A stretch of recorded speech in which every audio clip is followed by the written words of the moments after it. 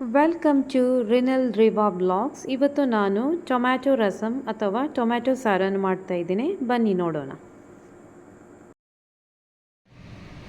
Tomato rasam ಮಾಡಲಿಕ್ಕೆ ನಾವಿವತ್ತು ನೀರುಳ್ಳಿಯನ್ನು cut ಮಾಡೋಣ. ಬನ್ನಿ.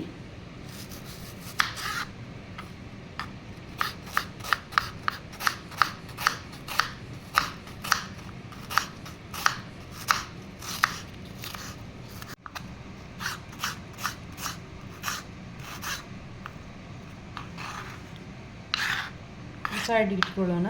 ಈಗ ಹಸಿಮೆಣಸಿನಕಾಯನ್ನು ಈ ಥರ ಉದ್ದಕ್ಕೆ ಕಟ್ ಮಾಡೋಣ. ನಾನು 3 ಹಸಿಮೆಣಸಿನಕಾಯನ್ನು ತಗೊಂಡಿದ್ದೀನಿ.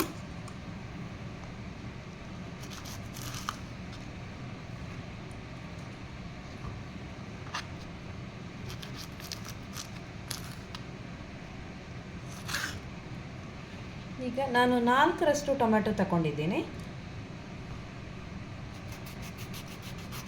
ಅದನ್ನು ಕಟ್ ಮಾಡಿ ರೆಡಿ ಮಾಡಿ ಇಟ್ಕೊಳ್ಳೋಣ.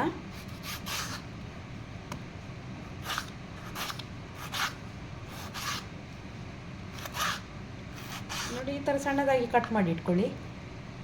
ನೋಡಿ, ನಾನಿಲ್ಲಿ ಸ್ವಲ್ಪ ಇದು ಮಸೂರ್ ದಾಲ್ ತಗೊಳ್ತಾ ಇದ್ದೀನಿ. ನೋಡಿ, ಇಷ್ಟೇ ಇದೆ. ಇಷ್ಟು ಮಸೂರ್ ದಾಲ್ ತೆಗೆದುಕೊಂಡು ಇದನ್ನು ಚೆನ್ನಾಗಿ ತೊಳೆದು ಕುಕ್ಕರಿಗೆ ಹಾಕೋಣ. ಈಗ ನಾನು ತೊಳೆದಿಟ್ಕೊಂಡಂಥ ಇದು ಮಸೂರ್ ದಾಲನ್ನು ಹಾಕ್ತಾ ಇದ್ದೇನೆ.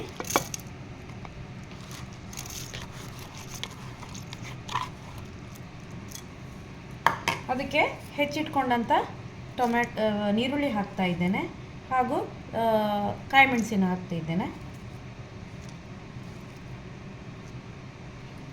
ಹಾಗೆ ಟೊಮೆಟೊವನ್ನು ಹಾಕ್ತಾ ಇದ್ದೇನೆ.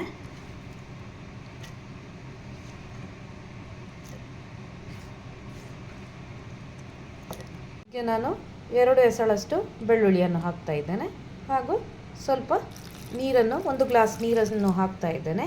ಈಗ ಮುಚ್ಚಳವನ್ನು ಮುಚ್ಚಿ ನಾವು ಗ್ಯಾಸ್ ಮೇಲೆ ಇಡೋಣ, ಬೇಯಕ್ಕೆ ಬಿಡೋಣ.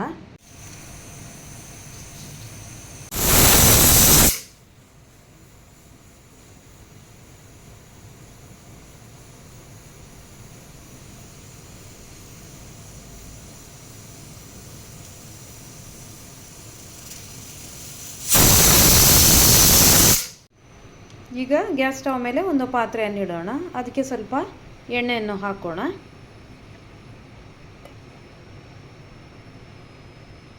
ನಾನಿಲ್ಲಿ ತೆಂಗಿನ ಎಣ್ಣೆನ ಹಾಕ್ತಾ ಇದ್ದೇನೆ, ಯಾಕಂತ ಹೇಳಿದರೆ ತುಂಬ ಟೇಸ್ಟಿಯಾಗಿ ಬರುತ್ತೆ ತೆಂಗಿನ ಎಣ್ಣೆ ಹಾಕೋದ್ರಿಂದ. ಈಗ ಎಣ್ಣೆ ಬಿಸಿ ಆಗ್ತಾ ಉಂಟು, ಅದಕ್ಕೆ ನಾವು ಸಾಸಿವೆಯನ್ನು ಹಾಕೋಣ.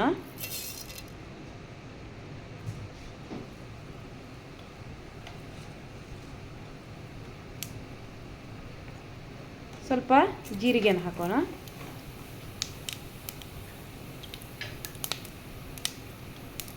ಅದು ಚಟಪಟ ಅಂತ ಸಿಡಿಯುವಾಗ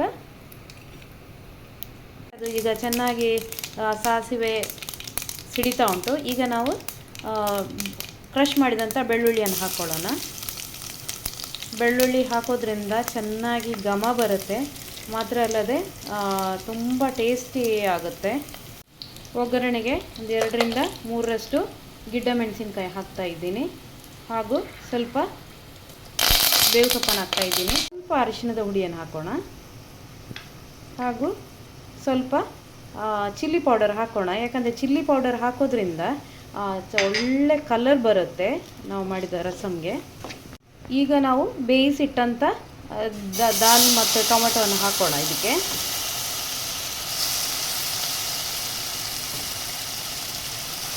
ಈಗ ನಾವು ಇದಕ್ಕೆ ನಾವು ನೀರನ್ನು ಸೇರಿಸ್ಕೊಳ್ಳೋಣ. ಎಷ್ಟು ಬೇಕೋ ಎಷ್ಟು ಕನ್ಸಿಸ್ಟೆನ್ಸಿ ಬೇಕೋ ಅಷ್ಟು ನಾವು ನೀರು ಸೇರಿಸ್ಕೊಳ್ಳೋಣ, ಹಾಗೂ ಮಿಕ್ಸ್ ಮಾಡೋಣ. ಮಿಕ್ಸ್ ಮಾಡಿ ಚೆನ್ನಾಗಿ ಕುದಿಯಕ್ಕೆ ಬಿಡೋಣ. ಈಗ ನಾವು ಉಪ್ಪನ್ನು ಹಾಕೋಣ. ಉಪ್ಪನ್ನು ಹಾಕಿ ಚೆನ್ನಾಗಿ ಕುದಿಯಕ್ಕೆ ಬಿಡೋಣ.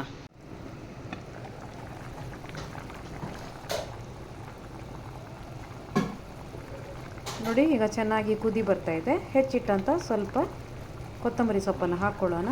ಚೆನ್ನಾಗಿ ಘಮ ಬರುತ್ತೆ ಹಾಗೂ ರುಚಿಯಾಗಿರುತ್ತೆ. ನೋಡಿ, ಈಗ ಇದು ರಸಮ್ ತಯಾರಾಗಿದೆ. ಇದು ಟೊಮೆಟೊ ಸಾರು ಅಂತಲೂ ಹೇಳ್ಬೋದು, ಇಲ್ಲಾಂದರೆ ರಸಮ್ ಅಂತೇಳಿ. ನೋಡಿ ಎಷ್ಟು ಚೆನ್ನಾಗಿ ಬಂದಿದೆ ನೋಡಿ. ನೀವು ಕೂಡ ಮನೆಯಲ್ಲಿ ಒಂದು ಸಲ ಮಾಡಿ ನೋಡಿ, ಹಾಗೂ ನಿಮಗೆ ಇಷ್ಟ ಆದಲ್ಲಿ ರೆಸಿಪಿ ಇಷ್ಟ ಆದಲ್ಲಿ ಸಬ್ಸ್ಕ್ರೈಬ್ ಮಾಡಿ, ಶೇರ್ ಮಾಡಿ ಹಾಗೂ ಲೈಕ್ ಮಾಡಿ. Thank you.